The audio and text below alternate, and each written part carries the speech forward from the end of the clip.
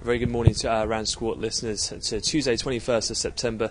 As we head through toward 11 o'clock now here in London, just a bit of a recap of what we've seen.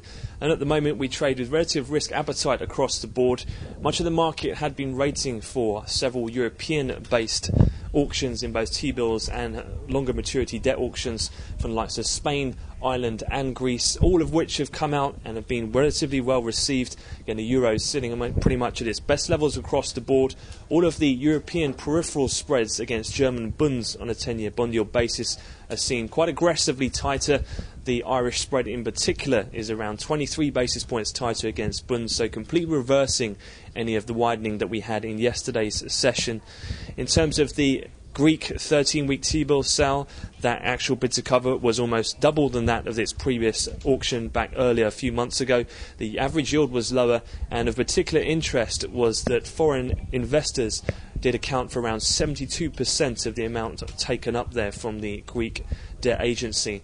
So a very good sign there for Greece, albeit at a very small size, just around 390 million euros worth. Ireland, though, that was the main focus, and as mentioned, those spreads are seen aggressively tighter after successful 4- and 8-year debt auctions. And taking a look in terms of what else is to come today, the main focus will be on the FOMC rate decision. T-notes were already higher up in Asia and remain up around 5 ticks or so at last check, as speculation grows of the outside possibility that we could be in for some further easing from the FOMC today.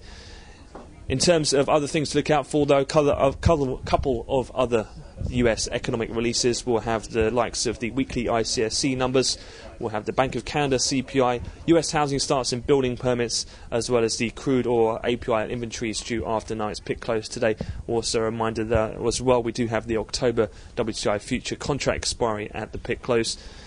And then elsewhere in terms of speakers, just a couple of note. Bank of England Executive Bailey is due to speak a bit later on this evening at 7:30.